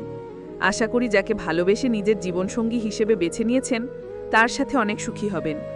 মান্যতা আপু আর আপনি হয়তো একে অপরের জন্য তৈরি। আমি হয়তো তৃতীয় ব্যক্তি হয়ে আপনাদের মাঝে চলে এসেছিলাম। তবে যাই হোক, এত কিছুর পরে যে আপনারা এক হতে চলেছেন, এটাই অনেক। আপনাদের মাঝে আর আমি দেয়াল হয়ে দাঁড়াতে চাই না, তাই আপনাদের দৃশ্যসীমার বাইরে অনেক দূরে চলে যাচ্ছি। তবে কোনো চিন্তা করবেন না, 6 মাস পর আমি ঠিকই ফিরে আসব। ফিরে এসে আপনাকে এই মিথ্যি সম্পর্ক থেকে মুক্তি দেব। ততদিন পর্যন্ত নিজের খেয়াল রাখবেন এবং মান্যতা আপুরও। আবারও আপনাদের জন্য শুভকামনা জানিয়ে চিঠিটা এখানেই শেষ করছি। চিঠিটা পড়ে জাবির ভীষণ অস্থির বোধ করছিল। আচমকা সে উঠে দাঁড়ায়, তার চোখ দিয়ে অনবরত জল পড়ছিল। জাবির দেওয়ালে আঘাত করতে করতে নিজের হাতের রক্ত বের করে ফেলে। তবুও এ যন্ত্রণা যেন তার হৃদয়ের অসীম যন্ত্রণার কাছে কিছুই না। জাবির বলেই জাবির ঘর থেকে বের হয়। অপতার ড্রয়িং রুমে যেতেই ললিতা চৌধুরী তার পথ আটকে বলেন, এত রাতে তুমি কোথায় যাচ্ছ জাবির? আমাকে আজ আটকিও না আম্মু, আমি যা ভুল করেছি এবার তা সংশোধন করতে হবে। মানে কি বলছো তুমি? আমি দৃঢ়তাকে ফিরিয়ে আনতে যাচ্ছি। এমন সময় আমিনা চৌধুরী সেখানে উপস্থিত হয়ে বলেন, ওই মেয়ে আর এই বাড়িতে ফিরবে না, আমি সেটা বরদাস্ত করব না। দাবি, এত কিছু ঘটে যাওয়ার পরেও তুমি এই কথা বলবে? হ্যাঁ বলবো, আমি তোমার জন্য মেয়ে দেখা শুরু করছি। চৌধুরী পরিবারের এত খারাপ দিন আসেনি যে দৃঢ়তার মতো মেয়েকে মাথায় তুলে ফিরিয়ে আনতে হবে। ও যেখানে গেছে যাক, এমনিতেই ওর বোন আমাদের কম অপমান করেনি। তোমরা যাই বলো, আমি আর তোমাদের কোনো কথা শুনব না। তোমাদের কথা শুনে আমি জীবনে অনেক ভুল করেছি, কিন্তু আর না, এবার সব শোধরানোর পালা। আনিকা চৌধুরী সিঁড়ি দিয়ে নামতে নামতে বলেন, কিন্তু জাবির, কিছু ভুল এমন আছে যা সময় মতো শোধরাতে না পারলে আর কখনো শোধরানো যায় না। দৃঢ়তার সাথে তুমি যতটা অন্যায় করেছ, তারপর ওকে আর নিজের জীবনে ফিরে পাওয়ার আশাও করো না। আর কে কি করবে জানি না, কিন্তু আমি দৃঢ়তাকে তোমার জীবনে ফিরতে দেব না। চাচি, তুমি এই কথা বলছো, কিন্তু তুমি তো চেয়েছিলে যে আমি দৃঢ়তার সাথে সংসার করি। চেয়েছিলাম, কিন্তু এখন আর চাই না। কারণ দৃঢ়তা একটা খাঁটি সোনা, আর খাঁটি সোনা সবার গায়ে মানায় না। বলেই তিনি আমিনা চৌধুরীর দিকে রাগী চোখে তাকান। জাবির বলে ওঠে, তোমরা যা খুশি বলো, কিন্তু আমি যা সিদ্ধান্ত নিয়েছি তাই করব। দৃঢ়তাকে ফিরিয়ে আনবই। বলেই জাবির বেরিয়ে যায়। ললিতা চৌধুরী বলে ওঠেন, জাবির, শোনো আমার কথা, এভাবে যেও না। কিন্তু জাবির দাঁড়ার না। ললিতা চৌধুরী এবার সব রাগ আনিকা চৌধুরীর ওপর উগরে দিয়ে বলেন, তুমি আমার ছেলেকে উস্কে দিয়েছ, তাই না? আমার ছেলেটার সাথে তুমি সবসময় এমন শত্রুতা করো? নিজে তো মা হতে পারোনি, সেই রাগ আমার ছেলের ওপর মেটাও। ছোট, মুখ সামলে কথা বল, না হলে। কেন মুখ সামলাবে ও? ভুল কিছু বলেছে কি? যা সত্য তাই বলেছে। আসল সত্য কি আম্মা? সেটা কি আপনি আমায় বলবেন কখনো? জানেন কি, আমার কেন জানি আজও বিশ্বাস হয় না যে আমি একটা মৃত সন্তানের জন্ম দিয়েছিলাম। কারণ আমার সন্তান জন্মানোর পর আমি তার কান্নার আওয়াজ শুনেছিলাম, কিন্তু তারপর হঠাৎ করেই আমি জ্ঞান হারিয়ে ফেলি। আর জ্ঞান ফেরার পর জানতে পারি আমি মৃত সন্তানের জন্ম দিয়েছি। আচ্ছা, এমন নয় তো যে আপনারাই চক্রান্ত করে আমার সন্তানকে আমার থেকে আলাদা করে দিয়েছেন? কথাটা শোনামাত্রই ললিতা চৌধুরী ভয়ার্ত চোখে আমিনা চৌধুরীর দিকে তাকিয়ে ঢোক গেলেন। তবে আমিনা চৌধুরী ইশারা করে তাকে স্থির থাকতে বলেন। তবু ললিতা চৌধুরী ততলাতে থাকেন। মানে কি বলতে চাচ্ছেন আপনি আপা? তোমার সন্তান মারা গেছে, আর এটাই চরম সত্য। বাস্তবতা মেনে নাও। বলেই চলে যান। দৃঢ়তা সুযোগ বুঝে সিএনজি থেকে নেমে প্রাণপণে দৌড় দেয়। সিএনজি চালক তার পিছু ছুটছিল। এভাবে দৌড়ানোতে দৃঢ়তা কোনো কিছু খেয়াল করতে পারে না। হঠাৎ করে তার সামনে একটা গাড়ি চলে আসে এবং সে গাড়ির সাথে ধাক্কা খেয়ে মাটিতে লুটিয়ে পড়ে। কিছু সময় পর একটা যুবক গাড়ি থেকে বেরিয়ে আসে। অপতার নিজের চশমা খুলে বলে, হোয়াট দ্য হেল? দৃঢ়তা ভয়ে ভয়ে রাস্তার এক কোণে গিয়ে দাঁড়ায়। গাড়ির সাথে ধাক্কা খেয়ে এসে ভীষণ আঘাত পেয়েছে। হাত ও পায়ের গোড়ালিতে বেশ ভালো ক্ষত হয়েছে। ভাগ্যিস সঠিক সময়ে গাড়িটা থেমে গিয়েছিল, নয়তো আরও বড় কোনো ক্ষতি হয়ে যেতে পারত। এসব ভেবেই দৃঢ়তা দীর্ঘশ্বাস ফেলে। এমন সময় গাড়ি থেকে নেমে আসা যুবকটি তার দিকে এগিয়ে এসে বলে, আপনি ঠিক আছেন তো? এত রাতে এভাবে উন্মাদের মতো দৌড়াচ্ছিলেন কেন? আমি সঠিক সময়ে গাড়ি না থামালে আজ কত বড় দুর্ঘটনা ঘটতে পারত জানেন? রাতের আধারে অন্ধকার সড়কে কোনো ল্যাম্প পোস্ট নেই, তাই দৃঢ়তা যুবকটির মুখ স্পষ্ট দেখতে পেল না। তবে তার কথা শুনে ভীষণ নির্ভরযোগ্য মানুষ মনে হলো, তাই তো এই বিপদের দিনে আগপাছ না ভেবে বলতে লাগলো, প্লিজ আমাকে বাঁচান, ওই লোকটা আমার বড় কোনো ক্ষতি করে দেবে, উনি আমার গলা ছুরি ধরেছিলেন। বলেই কান্না করে ওঠে। যুবকটি দৃঢ়তাকে এভাবে কাঁদতে দেখে উদ্বিগ্ন স্বরে বলে, আপনি শান্ত হন, কিচ্ছু হবে না আপনার। আমার ওপর বিশ্বাস রাখতে পারেন, আমি একজন নেভি অফিসার। আপনার যদি কোনো সমস্যা না থাকে তো আমার সাথে আসুন, আমি আপনাকে সম্পূর্ণ নিরাপত্তা দেব। বলেই যুবকটি দৃঢ়তার দিকে নিজের হাত বাড়িয়ে দিল। দৃঢ়তার কেন জানি এই আগন্তুক যুবককে বিশ্বাস করতে খুব ইচ্ছা করল, তাই তো যুবকের বাড়িয়ে দেওয়া হাতটি ধরল। অপতর যুবকটি তাকে ধরে ধরে নিজের গাড়ির কাছে নিয়ে যেতে লাগল। দৃঢ়তা এবার করুণ চোখে নিজের পায়ের দিকে তাকালো। ভীষণ আঘাত পাওয়ায় ঠিকভাবে হাঁটতেও পারছে না। যুবকটি বেশ যত্ন সহকারে তাকে নিজের গাড়িতে তুলল। অপতর সামনে ড্রাইভিং সিটে বসে পড়ল গাড়ির ভেতরে। লাইট জ্বালানোর পরে লুকিং গ্লাসের দিকে তাকিয়ে যুবকটির মুখশ্রী স্পষ্ট দেখতে পেল দৃঢ়তা। শ্যামবর্ণের পুরুষটিকে নিঃসন্দেহে সুদর্শন বলা যায়। দেখে বোঝা যাচ্ছে তার বেশ পেটানো বলিষ্ঠ দেহ। দৃঢ়তা বেশিক্ষণ যুবকটির দিকে না তাকিয়ে চোখ নামিয়ে নিল। যুবকটি দৃঢ়তার দিকে একটা পানির বোতল এগিয়ে দিয়ে বলল, নিন, এটা খেয়ে নিন, ভালো লাগবে। দৃঢ়তা নিল পানির বোতল, ঢকঢক করে পানি খেল। যুবকটি গাড়ি স্টার্ট করল। যুবকটি গাড়ি চালাতে চালাতেই হঠাৎ করে বলে উঠল, আপনার নাম কি জানতে পারি, আর আপনি থাকেন কোথায় সেটা বলুন, আমি আপনাকে আপনার ঠিকানায় পৌঁছে দিয়ে আসি। আমার নাম দৃঢ়তা, আমার বাসা ঢাকায়। কি বলেন, ঢাকা? কিন্তু এখন তো আপনাকে ঢাকায় রেখে আসা সম্ভব নয়। আপনার কি এখানে কোনো চেনাজানা কেউ আছে? না, এখানে আমার চেনা জানা কেউ নেই। তাহলে কি ঢাকাতেই ফিরতে চান? না, আমি ঢাকায় ফিরতে চাই না। আপনি আমায় হলি শোরের কাছে নামিয়ে দিয়ে আসুন প্লিজ। আমি নিজের কোনো একটা ব্যবস্থা করে নেব। আপনার চেনাজানা কেউ নেই এখানে, আবার আপনি নিজের বাড়িতেও ফিরতে চান না। তাহলে এখানে একা কি করবেন আপনি, আবার যদি কোনো বিপদে পড়েন? আমার কথা এত ভাবতে হবে না আপনাকে, আমি যা বলছি তাই করুন। কথাটা বেশ বিরক্ত হয়ে বলে দৃঢ়তা। যুবকটি উত্তরে বলে, আপনাকে যখন আমি উদ্ধার করেছি তখন আপনার দায়িত্ব আমার। আমি জানি না আপনি কেন এমন সব অদ্ভুত কথাবার্তা বলছেন, কিন্তু আপনাকে এভাবে একা ছাড়া আমার পক্ষে সম্ভব না। আমার ওপর একটু ভরসা রাখুন, আমি আপনাকে নিরাপদ একটা স্থানেই নিয়ে যাব।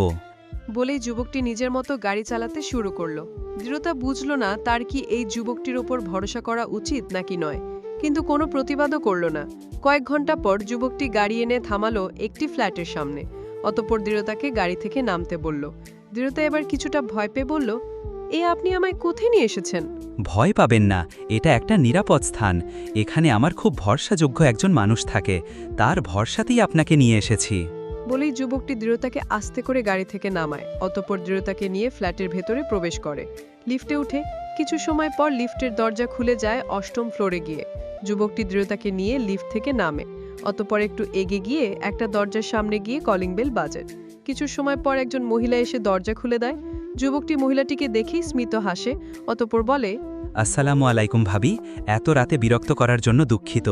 আসলে খুব বিপদে পড়েই আপনার কাছে আসা, বুঝতে পারছিলাম না কি করব। যুবকটি মিষ্টিকে সব ঘটনা খুলে বলে। মিষ্টি সব শুনে অবাক হয়ে বলে, কি হয়েছে সবটা আমায় নির্ভয়ে বলো। কোথায় মেয়েটি? মেয়েটিকে নিয়ে এসো। যুবকটি এবার নিজের পেছনে থাকা দৃঢ়তাকে সামনে নিয়ে আসে। দৃঢ়তাকে দেখা মাত্রই মিষ্টি অবাক স্বরে বলে ওঠে, দৃঢ়তা, তুমি? দৃঢ়তা অবাক স্বরে বলে, মিষ্টি আপু? যুবকটি আবার অবাক হয়ে বলে, আসলে আমি আজ রাতে একটা মিশন শেষ করে ফিরছিলাম, এমন সময় রাস্তায় এই মেয়েটি আমার গাড়ির সামনে চলে আসে। আর তারপর আপনারা একে অপরকে আগে থেকেই চেনেন? চিনব না মানে? দৃঢ়তা তো ভার্সিটিতে আমার জুনিয়র ছিল, কত ভালো ছিল পড়াশোনায়, আর ওর গানের গলাও তো ভীষণ সুন্দর। আমার সাথে ওর খুব ভালো সম্পর্ক ছিল, কিন্তু আমি ফ্রান্সে চলে যাবার পর থেকে ওর সাথে কোনো যোগাযোগই ছিল না। আজ এতদিন পর ওকে দেখলাম, তাও এই অবস্থায়। দৃঢ়তা আবেগপ্রবণ হয়ে হঠাৎ মিষ্টিকে জড়িয়ে ধরে। মিষ্টি দৃঢ়তাকে নিজের বুকে আগলে নিয়ে বলে, কোনো চিন্তা করো না, সবকিছু ঠিক হয়ে যাবে, আমি আছি তো। উনি বোধহয় খুব ভয় পেয়েছেন ভাবি, আপনি ওনাকে ভেতরে নিয়ে যান। তুমিও ভেতরে এসো ইউভান। মিষ্টির কথা শুনে দৃঢ়তা প্রথমবারের মতো জানতে পারল যে দেবদূত হয়ে যে ব্যক্তিটি আজ তাকে উদ্ধার করল তার নাম ইউভান। নামটা বেশ অদ্ভুত ঠেকল দৃঢ়তার কাছে, কারণ বাঙালি যুবকদের সাধারণত এমন নাম হয় না।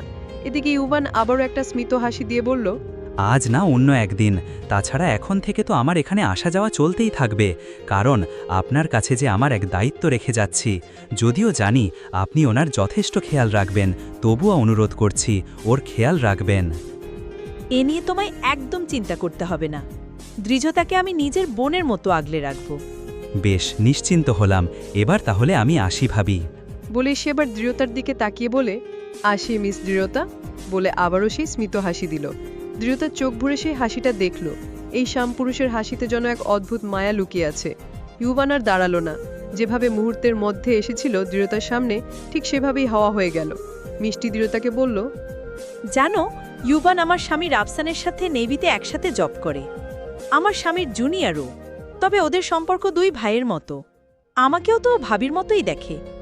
আমরা ফ্রান্স থেকে ফেরার পর মাত্র 2 বছর হলো আমাদের পরিচয়, অথচ এত জলদি কিভাবে আপন করে নিয়েছে। ভীষণ ভালো ছেলে ও। দ্রুত ইউভানের করা সাহায্যের কথা ভেবে বলে, আসলেই তাই। মনে মনে, জাবিরের মতো পুরুষ মানুষের যুগেও তাহলে এমন স্নিগ্ধ পুরুষ আছে পৃথিবীতে। দৃঢ়তা মিষ্টির পাশে বসেছিল। মিষ্টি তাকে নিজের জীবনের সব গল্প বলছিল। ফ্রান্সে নিজের কাটানো অভিজ্ঞতার বিবরণ দিচ্ছিল। দৃঢ়তাও একসময় তার জীবনের সমস্ত কষ্টের কথা বলতে থাকে, যা শুনে মিষ্টি হতবাক হয়ে যায়। দৃঢ়তার মতো এত ভালো একটা মেয়েকে যে এত কিছু সহ্য করতে হয়েছে, তা মিষ্টির ধারণার বাইরে ছিল। সব শোনার পর মিষ্টি দৃঢ়তার কাঁধে হাত রেখে বলে, তুমি একদম চিন্তা করো না। যারা তোমার সাথে অন্যায় করেছে তারা তাদের সেই অন্যায়ের শাস্তি একদিন না একদিন ঠিকই পাবে। এসব কথা বলতে বলতেই রাত পেরিয়ে যায়। সকাল হতে মিষ্টি বলে ওঠে, ওহ, রাফার আবার স্কুলে যাবার সময় হয়ে গেল। আমি তো বুঝতেই পারলাম না। তুমি যাও, ঘুমিয়ে পড়ো।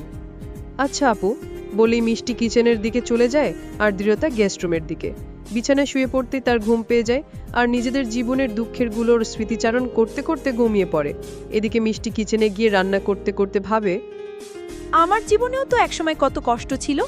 রাফসানকে ছাড়া কতদিন থাকতে হয়েছে, নিজের মেয়েটাকেও একা মানুষ করতে হয়েছে। তবে সেসব কষ্টের দিন অতিক্রম করে আজ আমি অনেকটাই সুখী হতে পেরেছি। আশা করি দৃঢ়তাও এভাবে একসময় না একসময় সুখের দেখা পাবে। তবে তার জন্য ওর জীবনে একজন ভালো মানুষ আসা দরকার, যে নিজে সবটা দিয়ে ওকে আগলে রাখবে। জাবিরের কাছ থেকে ও যতটা কষ্ট পেয়েছে সব কষ্ট দূর করে দেবে এমন কেউ। মিষ্টির ভাবনার মাঝেই তার স্বামী রাফসান হঠাৎ পেছন থেকে এসে তাকে জড়িয়ে ধরে। মিষ্টি বলে ওঠে, তুমি আর শুধরালে না। আর শোধরাতেও চাই না। দুজনেই হেসে ওঠে। ইউভান গাড়ি চালাতে চালাতে হঠাৎ করে দৃঢ়তার ভাবনায় হারিয়ে যায়। তার চোখের সামনে দৃঢ়তার ভীত ভীত মুখশ্রী ভুষে ওঠে। সেসব ভেবে ইউভান বলে ওঠে, মেয়েটা অনেক নিষ্পাপ। ওর চোখে মুখে একটা নিষ্পাপ প্রভা রয়েছে। আজকাল কার যুগেও এত নিষ্পাপ মেয়ে হয়, আমার তা জানা ছিল না। কেন এমন অনুভূতি হচ্ছে আমার? এর পেছনে কি কোনো কারণ আছে? এই প্রশ্নের কোনো উত্তর খুঁজে পায় না ইউভান। তার খুব ভালো লাগছিল এভাবে দৃঢ়তার কথা ভাবতে। তাকে নিয়ে চিন্তা করে যেন ইউভান এক আনন্দের জগতে হারিয়ে যাচ্ছিল। এভাবে গাড়ি চালাতে চালাতে সে একসময় নিয়ন্ত্রণ হারাতে চলেছিল। এমন সময় হঠাৎ করে সে নিজেতে সামলে নেয় আর বলে, উফ, এই যাত্রায় বেঁচে গেলাম। না হলে মেয়েটা নিয়ে স্বপ্ন দেখেই স্বাদ মেটাতে হতো, নিজের করে আর পাওয়া হতো না। বলেই নিজের মাথা চুলকায়। তারপর নিজের ভাবনায় নিজেই বিরক্ত হয়। এভাবে অল্প পরিচয় কোনো মেয়ের ব্যাপারে এভাবে কি ভাবা যায় নাকি? জাবির সকাল সকাল ব্যর্থতার গ্লানি নিয়ে বাড়িতে ফিরল। তার মুখশ্রী একেবারে মলিন। সে এসেই চুপচাপ সোফায় বসল। আনিকা চৌধুরী জাবিরকে দেখি এগিয়ে এসে বলে, কি হলো তোমার? পেলে ওকে খুঁজে? না, পাইনি। আমি আগেই জানতাম যে নিজের ইচ্ছায় হারায় তাকে খোঁজ করা বৃথা। দৃঢ়তা মনে যতটা কষ্ট নিয়ে এই বাড়ি থেকে গেছে, ও নিশ্চয়ই আশেপাশে কোথাও নেই, অনেক দূরেই কোথাও গেছে। আর ও ফেরার জন্য তো যায়নি, চলে যাওয়ার জন্যই গেছে। আর আসবে না ও, হয়তো কোনো এক সময় আসবে, তবে এই সম্পর্ক টিকিয়ে রাখতে নয়, ভাঙতে। আর আমিও সেটাই চাই। চাচি, এমন কথা বলো না দয়া করে। দৃঢ়তাকে ফিরতেই হবে আমার কাছে। আমি নিজের সব অপরাধ স্বীকার করছি, কিন্তু এখন তো আর তা শোধরারও সময় নেই। ওকে শুধু একবার ফিরতে দাও। তারপর আমি আগে ওকে যত কষ্ট দিয়েছি, এখন ওকে ঠিক ততটাই ভালোবাসা দিয়ে ওর মন জয় করব। সে সুযোগ আরও তোমায় দেবে না জাবির, আর না ভাগ্য তোমায় দেবে। আমার কেন জানি মনে হয় দৃঢ়তার মতো এত ভালো একটা মেয়ের জীবনে আল্লাহ নিশ্চয়ই অনেক ভালো কিছু লিখে রেখেছে। তোমার মতো কেউ ওকে ডিজার্ভ করে না। ও ভালো কাউকেই পাবে। না, দৃঢ়তা শুধু আমারই হবে। ও এই পৃথিবীর যে প্রান্তেই লুকিয়ে থাকুক না কেন, ওকে আমি ফেরত আনবই। গোটা পৃথিবীর বিরুদ্ধে গিয়ে হলেও ওকে নিজের করে নেব। উপর থেকে আমিনা চৌধুরী আর ললিতা চৌধুরী তার সমস্ত কথা শুনতে থাকেন। ললিতা চৌধুরী কান্নারত স্বরে বলেন, দেখছেন তো আম্মা, কিভাবে আমার ছেলেটার মগজ ধোলাই করতে চাইছে। আমার যে ছেলেটা ওই দৃঢ়তাকে সহ্য করতে পারছে না, সে এখন ওই মেয়েটাকেই বিয়ে করতে চাইছে। এর একটা বিহিত করুন আপনি। মান্যতাকে আমি আর কিছুতেই এই বাড়িতে ফিরতে দেব না ছোট বৌমা। আর সেজন্য কি করতে হবে তা আমার আগে থেকেই চিন্তা ভাবনা করা আছে। তুমি শুধু আমার কথা মতো কাজ করো। বলুন আমায় কি করতে হবে? তুমি তোমার ছেলেকে গিয়ে বলো আমি অনেক অসুস্থ, বাকিটা আমি সামলে নেব। আচ্ছা। জাবির বসে আছে আমিনা চৌধুরীর মাথার কাছে। আমিনা চৌধুরী গঙ্গাতে গঙ্গাতে বলেন, আমি আর বাঁচবো না দাদু ভাই। জলিল চৌধুরীও সেখানে ছিলেন। তিনি বলেন, এমন কথা বলবেন না আম্মা, আপনার কিছু হবে না। হ্যাঁ আপনি একদম ঠিক হয়ে যাবেন। আনিকা চৌধুরী দূরে দাঁড়িয়ে আমিনা চৌধুরীর এসব কাণ্ড দেখে মনে মনে বলেন, ইনি যে ধরনের মানুষ, এত সহজে তো মরবে বলে মনে হয় না। মরার হলে অনেক আগেই মরত, তখন অনেকে জীবন বেঁচে যেত। জানি না এই নতুন কোনো নাটক। আমি মরে গেলেও আমার কোনো আক্ষেপ থাকবে না, যদি আমার একটা শেষ ইচ্ছা পূরণ হয়। আমার অনেক দিনের পুরাতন বান্ধবী গুলশেনারার একমাত্র ছেলে আবিলার একমাত্র মেয়ে মোহনা। মেয়েটা অনেক ভালো, লন্ডনে পড়াশোনা করে, কিছুদিন আগেই লন্ডন থেকে ফিরেছে। ভীষণ ভালো মেয়ে। আমার আর আমার বান্ধবীর আগের থেকে ইচ্ছা ছিল আমাদের নাতি নাতনির বিয়ে দেব, কিন্তু জাবিরের মান্যতাকে পছন্দ ছিল তাই। কিন্তু এখন যখন বিয়েটা হয়নি, তখন আমি চাই মোহনার সাথেই জাবিরের বিয়ে হোক, না হলে যে আমি নিজের বান্ধবীকে দেওয়া কথা রাখতে পারবো না। এটা সম্ভব না। এটা আমার শেষ ইচ্ছা জাবির। তুমি যদি আমার কথা না রাখো তো আমি খাওয়া দাওয়া সব বন্ধ করে দেব, আর দুদিন পর এমনিই মরব। দাদি, তুমি আমায় ব্ল্যাকমেল করছো। চুপচাপ রাজি হ, না হলে তোর দাদির মৃত্যুর জন্য তুই দায়ী হবি। বেশ, আমি তোমার পছন্দের মেয়ে মোহনাকেই বিয়ে করব দাদি, তুমি সুস্থ হও শুধু।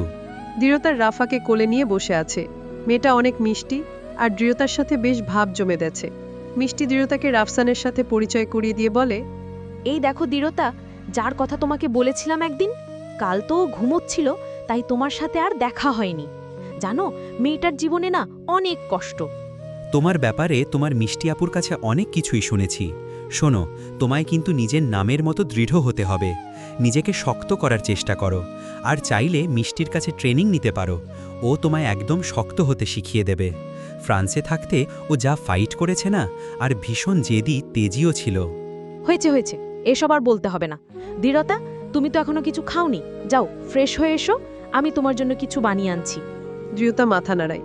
অতঃপর মিষ্টি রাফাকে নিজের কোলে নিয়ে বলে, আন্টিকে যেতে দাও, আন্টি এখন ব্রেকফাস্ট করবে। দৃঢ়তা উঠে দাঁড়ায়, অতঃপর ফ্রেশ হয়ে যায়। পিছন ফিরে তাকিয়ে দেখে রাফাকে নিয়ে মিষ্টি আর রাফসান কতটা আনন্দ করছে, একে অপরের সাথে কতটা খুশি। তাদের দেখে মিষ্টি একই সাথে আনন্দ পায়, আবার তার বুক চিরে দীর্ঘশ্বাসও বের হয়। দৃঢ়তা আনমনে বলে, আমিও তো এভাবেই সুখী হতে পারতাম যদি মিস্টার জাবির। না, এসব কেন ভাবছি? উনি নিশ্চয়ই এখন মান্যতা আপুর সাথে অনেক সুখে আছেন। ওনার সুখে আমার নজর না লাগুক, আমি একাই ভালো আছি, এভাবেই নিজেকে গড়ে নিতে হবে বলেই দৃঢ়তার সামনের দিকে এগিয়ে যায়। জাবির মন ভার করে বসে আছে বিয়ের আসরে। বেশ ছিমছামভাবে বিয়ের আয়োজন করেছেন আমিনা চৌধুরী, কারণ তিনি আর লোক হাসাতে চাননি। মোহনার বাবাকে সামলানোর জন্য বলেছেন তিনি অনাড়ম্বরভাবে বিয়েটা দিতে চান। মোহনার বাবাও এতে নারাজ হননি। আমিনা চৌধুরীর খুশি আজ আর ধরে না। সমস্ত অসুস্থতার নাটক যেন আজ শেষ। ললিতা চৌধুরীও আজ ভীষণ খুশি। তিনি আমিনা চৌধুরীর পাশে দাঁড়িয়ে বলেন, দেখছেন তো আম্মা, কিভাবে আমার ছেলেটার মগজ ধোলাই করতে চাইছে। আমার যেই ছেলেটা ওই দৃঢ়তাকে সহ্য করতে পারছে না, সে এখন ওই মেয়েটাকেই বিয়ে করতে চাইছে। এর একটা বিহিত করুন আপনি। বলেই তিনি কিছুটা দূরে দাঁড়িয়ে থাকা আনিকা চৌধুরীর দিকে তাকিয়ে বলেন, তারা জীবনে কখনো সুখ পায় না, আর কারো কারো তো সুখ পাবার জন্য জীবনটাও অবশিষ্ট থাকে না। মোহনা বিয়ের আসরে বসে জাবিরের দিকেই তাকিয়ে আছে। ছেলেটাকে ভীষণ অন্যমনস্ক লাগছে। অবশ্য মোহনার নিজেরও ভীষণ অস্বস্তি হচ্ছে। এভাবে হঠাৎ করে যে অচেনা একজনকে বিয়ে করতে হবে, সেটা তার কল্পনাতেও আসেনি। সবটাই মূলত তার বাবার জন্য। মোহনার বড় বোন লন্ডনের একজন স্থানীয় খ্রিস্টান ছেলের সাথে পালিয়ে গিয়ে বিয়ে করে, যার ফলে মোহনার বাবা ভীষণ রাগ করেন। মোহনা যখন অনেক ছোট ছিল, তখন তার মা মারা যায়। তারপর বাবাই তাদের দুই বোনকে মানুষ করেছে। মোহনার বড় বোন আর মোহনা দুজনেই লন্ডনে বাবার অনেক ভালোবাসায় আধুনিক ও স্বাধীন চেতাভাবে বড় হয়েছে। কিন্তু সেই অতিরিক্ত স্বাধীনতাই যেন তাদের জীবনে কাল হলো। মোহনার বোন যেদিন ওই খ্রিস্টান ছেলেটিকে বিয়ে করে, সেদিনই মোহনার বাবার হার্ট অ্যাটাক হয়। তিনি ভীষণ আফসোস করতে থাকেন মেয়েদের এতটা স্বাধীনতা দেওয়ার জন্য, যার ফলে তিনি সিদ্ধান্ত নেন তিনি এই ঘটনার পুনরাবৃত্তি আর হতে দেবেন না। আর সেই জন্যই তড়িঘড়ি করে মোহনাকে নিয়ে দেশে চলে আসেন আর মোহনার বিয়ে ঠিক করেন। মোহনাও নিজের বাবার শারীরিক অবস্থার কথা চিন্তা করে আর না করেনি। খুব তাড়াহুড়ো করেই তার আর জাবিরের বিয়ে ঠিক হলো এবং দিন কয়েকের মাঝেই বিয়েও ঠিক হয়ে গেল। মোহনা বা জাবির কেউই একে অপরকে চেনার বা জানার কোনো সুযোগ পেল না। যদিও মোহনার বাবা তাকে বলেছেন তাদের সময় নাকি এভাবেই বিয়ে হতো। মোহনার তখন খুব বলতে ইচ্ছা করছিল যে এখন তো যুগ পাল্টেছে, কিন্তু মোহনা জানত সে এমনটা বললেই তার বাবা তার বোনের ঘটনাটা নিয়ে খোঁটা দিত, তাই মোহনাও আর কিছু বলেনি। মোহনার বাবার মনেও একটা দুশ্চিন্তা ছিল যে তার বোনের ব্যাপারটা জানাজানি হলে হয়তো চৌধুরী পরিবারের মতো এত ভালো পরিবারে মোহনার আর বিয়ে হবে না। কিন্তু তিনি তো আর জানতেন না যে চৌধুরী পরিবারের ছেলে জাবিরের জীবনে আরও কত বড় কেচ্ছা আছে। কবুল। এই 3 বর্ণের শব্দটা উচ্চারণ করেই মোহনা ও জাবিরের বিয়ে সম্পন্ন হলো। মোহনা লক্ষ্য করল জাবির বেশ অন্যমনস্ক হয়ে কবুল বলল, যেন এই বিয়েটা এসে মন থেকে খুশি নয়। বিয়েটা হওয়ার পর যখন বড়দের সাথে কুশলাদি বিনিময় করা হলো তখনও পুরো সময়টা জাবির নির্জীব ছিল।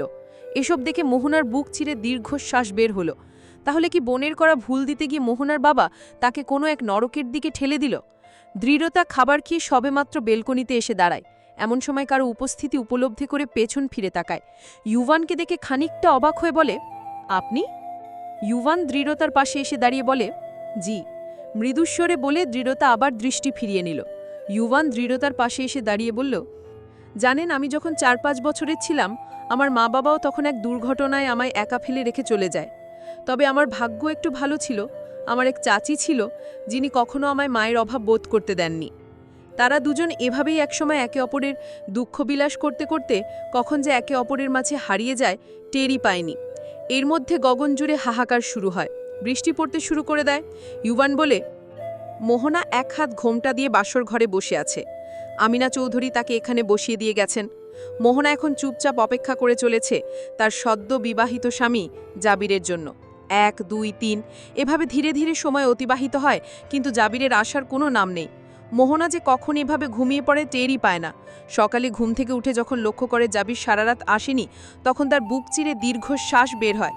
মলিন মুখে সে বাসর ঘর থেকে বেরিয়ে আসতে এক বিধ্বস্ত জাবিরকে দেখতে পায়, যে গতকাল সারাটা রাত একটি বারে কাটিয়ে এসেছে। মোহনা তাকে দেখেই বলে, এ কি অবস্থা আপনার? আমাকে একটু স্পেস দিন প্লিজ। বলেই সে রুমে প্রবেশ করে। মোহনা করুণ চোখে জাবিরের যাওয়ার পানে তাকিয়ে থাকে। দৃঢ়তা ইদানিং ইউভানের সাথে অনেক ভালো সময় অতিবাহিত করছে। ইউভানও দৃঢ়তার সাথে সময় কাটিয়ে ভালো বোধ করছে। এই ঘনিষ্ঠতা মিষ্টি আর আফসানও লক্ষ্য করে। মিষ্টি ভাবে, দৃঢ়তা যদি ইউভানের মতো একটা ছেলের সঙ্গ পায় তাহলে জীবনে এগিয়ে যেতে পারবে, ওর অতীতের কালো ছায়া থেকেও বেরিয়ে আসতে পারবে। তাই আমাকেই কিছু করতে হবে ওদের মিল করানোর জন্য। ইউভান দৃঢ়তার অতীতের ব্যাপারে বেশি কিছু জানে না, ওকে আমাদের সবটা জানানো উচিত। যদি সব শুনেও ও দৃঢ়তার প্রতি এই একই আগ্রহ বজায় রাখে তাহলে আমরা কিছু ভাবতে পারি। কিন্তু আমি যতদূর জানি দৃঢ়তার সাথে ওর প্রাক্তন স্বামীর এখনও ডিভোর্স হয়নি। তাহলে এটা কিভাবে সম্ভব? ডিভোর্স হয়নি তো কি হয়েছে, সামনে হবে। এত দুশ্চিন্তা করার মতো কিছু হয়নি। তাছাড়া দৃঢ়তার স্বামী তো এখন নিশ্চয়ই ওর বোন মান্যতাকে বিয়ে করে নিয়ে অনেক খুশিতেই জীবনযাপন করছে। তাহলে দৃঢ়তা কেন শুধু শুধু কষ্টে থাকবে? ও কি একটু জীবনের সুখ ডিজার্ভ করে না? সেটা অবশ্য তুমি ঠিক বলেছ। আমি ইউভানকে সবটাই খুলে বলবো। এদিকে দৃঢ়তা ও ইউভান আজকের প্রকৃতি নিয়ে গল্প করছিল। হঠাৎ কথায় কথায় ইউভান বলে ওঠে, আচ্ছা, আপনার জীবনে কি কখনো ভালোবাসা এসেছিল? কথাটা শোনা মাত্রই দৃঢ়তার মুখে স্থবিরতা নেমে আসে। মনে পড়ে যায় অন্ধকারাচ্ছন্ন অতীত। তার চোখে অশ্রুবিন্দু জমে। ইউভান সেটা খেয়াল করে বিনীত স্বরে বলে, দুঃখিত, হয়তো আমার জন্য আপনার কোনো বাজে অতীত মনে পড়ে গেল। দৃঢ়তা বলে, তেমন কিছু না। সবার জীবনে তো আর ভালোবাসা আসে না। কারো কারো জীবনে এমন কিছু আসে যা তার ভালো থাকাটাই নষ্ট করে দেয়। এমনই কিছু হয়েছিল আমার সাথেও।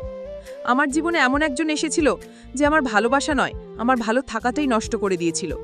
অতঃপর দৃঢ়তা তার জীবনের সমস্ত ঘটনা, জাবিরের সাথে তার বিয়ে, তারপর জাবিরের অত্যাচার, মান্যতার ফিরে আসা, দৃঢ়তার চলে আসা, সব ঘটনাই বলে। সব শুনে ইউভান অবাক হয়ে যায়। বলে, তার মানে আপনি বিবাহিত? হ্যাঁ, মিস্টার জাবিরের সাথে এখনও আমার ডিভোর্স হয়নি। তবে আমি সিদ্ধান্ত নিয়েছি 6 মাস পর ফিরে গিয়ে ওনাকে ডিভোর্স দিব, তারপর নিজের নতুন জীবন শুরু করব। যে জীবন হবে আমার, শুধুই আমার। ইউভান হঠাৎ বলে ওঠে, সেই জীবনে কি আপনার কোনো সঙ্গীর প্রয়োজন? ইউভানের কথা শুনে দৃঢ়তা অবাক চোখে তার দিকে তাকাতেই ইউভান হেসে বলে, যদি সঙ্গীর প্রয়োজন হয় আমাকে বলতে পারেন, আমি আপনার বন্ধু হয়ে আপনার পাশে থাকব। দৃঢ়তা কিছুই বলে না। তার কেমন একটা অস্বস্তি বোধ হয়, তাই সে স্থান ত্যাগ করে। দৃঢ়তা যাওয়ার পরই রাফসান এসে ইউভানের কাঁধে হাত রাখে, জিজ্ঞেস করে, সবই তো শুনলে দৃঢ়তার মুখে, ওর জীবনের দুঃখের অতীতও জানলে। আমি আর তোমার ভাবি কিন্তু ওর প্রতি তোমার আগ্রহ লক্ষ্য করেছি। তুমি যে ওকে পছন্দ করতে শুরু করেছো তা তোমাকে দেখেই স্পষ্ট বোঝা যায়। এখন বলো, সবটা জানার পরও কি তুমি একইভাবে ওকে পছন্দ করো যেমনটা আগে করতে?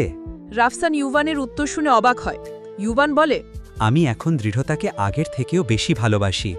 যতদূর বুঝলাম ওনার জীবনে সুখের বড়ই অভাব। এত সংগ্রাম করেও উনি নিজের না, অন্যের কথা ভেবেছেন। যেই বোন তাকে ঠকিয়েছেন সেই বোনের জন্য এত দূরে এসে বিপদে পড়লেন। এমন মেয়ে লাখে একটা থাকে। যেই লোকটা এত ভালো একটা মেয়ের মূল্য দিতে পারেনি তিনি নিঃসন্দেহে এই পৃথিবীর সবথেকে বড় অভাগা। কিন্তু আমি সেই ভুল করব না। উনি জীবনে যত দুঃখ পেয়েছেন সেই দুঃখ ভুলে আমি ওনার জীবনে একটু সুখের পরশ আনার চেষ্টা করব। মোহনা নিজের রুমে বসে আছে। তার আর জাবিরের বিয়ের 1 সপ্তাহেরও বেশি সময় অতিবাহিত হয়েছে, কিন্তু এই 1 সপ্তাহে জাবির এক মুহূর্তের জন্য তার দিকে ফিরেও তাকায়নি। তাকে সবসময় অবহেলা করেছে। প্রথম দিকে ধৈর্য ধরে থাকলেও মোহনা আর ধৈর্য ধরতে পারে না। সে এবার ঠিক করে নিয়েছে জাবিরকে জিজ্ঞাসাবাদ করবে, জানতে চাইবে এত অবহেলার কারণ কি। সেই উপলক্ষেই সে ঘরে বসে আছে। মোহনা বসে বসে জাবিরের কথাই ভাবছিল, এমন সময় জাবির চলে আসে। জাবির আসতেই মোহনা বলে ওঠে, আপনি এসেছেন? আপনার জন্যই অপেক্ষা করছিলাম। আপনার সাথে আমার কিছু জরুরি কথা আছে। জাবির মোহনার কথায় কোনো পাত্তা না দিয়ে নিজের ব্লেজার খুলে রেখে ওয়াশরুমে প্রবেশ করে। মোহনা ভীষণ অপমানিত বোধ করে, তার চোখে জল জমে। এমন সময় সে জাবিরের ব্লেজারটা হাতে নেয়। ব্লেজারের পকেটে একটা ছবি দেখেই সে অবাক হয়ে যায়। পকেট থেকে ছবিটা বের করেই দেখতে পায় একটা মেয়ের ছবি, যা দেখেই মোহনা বলে ওঠে, এই তাহলে সেই কারণ যার জন্য উনি আমায় এভাবে ইগনোর করছেন। ওনার অন্য একটা মেয়ের সাথে অ্যাফেয়ার চলছে। জাবির ওয়াশরুম থেকে বেরিয়ে আসতে গিয়ে জাবিরের শার্টের কলার জমে ধরে বলে, আপনার সাহস কি করে হলো আমাকে বিয়ে করে পরকীয়া করার? আমি এতদিন চুপ ছিলাম জন্য কি ভেবেছেন আমি সব মুখ বুঝি মেনে নেব? আমি লন্ডনে বড় হয়েছি। আমি কি করতে পারি সেই সম্পর্কে আপনার কোনো আন্দাজ আছে? এতদিন আমার ভালো রূপ দেখেছেন, এবার খারাপ রূপ দেখবেন। এসব কি বলছেন আপনি? আমার কলার ছাড়ুন। ছাড়বো না। আগে বলুন এই মেয়েটাকে। জাবির মোহনার হাত থেকে ছবিটা কেড়ে নিয়ে বলে, আপনার ম্যানার্স নেই? এভাবে অন্যের জিনিস চেক করেন? ভাগ্যিস চেক করেছিলাম, না হলে তো কোনো কিছুই জানতে পারতাম না। এর মধ্যেই এত সব চিৎকার চেঁচামেচি শুনে আনিকা চৌধুরী, আমিনা চৌধুরী, ললিতা চৌধুরী সবাই ছুটে আসেন। ললিতা চৌধুরী এসেই বলে ওঠেন, কি হয়েছে? এভাবে চেঁচাচ্ছ কেন তোমরা? কি হওয়া বাকি রেখেছে আপনার ছেলে? বিয়ের পর থেকে আমাকে ইগনোর করে চলেছে, আর আজ আমি জানলাম উনি আমাকে ঠকাচ্ছেন, আমাকে বিয়ে করে বাইরের একটা মেয়ের সাথে। চুপ করুন আপনি। দৃঢ়তা কোনো বাইরের মেয়ে নয়, ও আমার স্ত্রী। জাবিরের কথাটা শুনে সবাই অবাক হয়ে যান। আমিনা চৌধুরী ঘামতে শুরু করেন। আনিকা চৌধুরী মনে মনে ভাবেন, এটা তো হওয়ারই ছিল। এবার দেখব আমিনা চৌধুরী কি করেন। স্ত্রী মানে? তাহলে আমি কে? আপনি একটা বোঝা, যাকে আমার দাদি আমার গলায় ঝুলিয়ে দিয়েছে। দাদু ভাই, এসব কি বলছো তুমি? চুপ করো। মোহনা তোমার স্ত্রী, ওকে তুমি বিয়ে করেছো। আগের কথা ভুলে যাও। কেন ভুলে যাব দাদি? আমি কিছু ভুলব না। তুমি তো সেই সময় অভিনয় করে আমাকে মোহনাকে বিয়ে করতে বাধ্য করেছিলে। আজ সেটা আমার কাছে পানির মতো পরিষ্কার। কিন্তু এই বিয়েটা আমি মন থেকে করিনি। আমি এখন শুধু দৃঢ়টাকেই ভালোবাসি, আর ওনাকেই নিজের স্ত্রী হিসাবে মানি, অন্য কাউকে নয়। বলে জাবির মোহনার সামনে গিয়ে হাত জোর করে বলে, আপনার সাথে যা হয়েছে তার জন্য দুঃখিত, কিন্তু আপনাকে স্ত্রীর মর্যাদা দেয়া আমার পক্ষে অসম্ভব। 6 মাস পর দৃঢ়তা আবার ফিরে আসবে, তারপর আমি ওকে আবার আপন করে নেব। আপনার যত টাকা লাগবে বলবেন, প্রয়োজনে আমার সব সম্পত্তি আপনার নামে করে দেব। তবুও এই সম্পর্ক থেকে আমায় মুক্তি দিয়েন প্লিজ। বলেই জাবির চলে যায়। এদিকে মোহনা সত্য জেনে ভীষণ আঘাত পায়। নিজের প্রতি হওয়া প্রতারণার কথা ভেবে ফ্লোরে বসে কাঁদতে থাকে।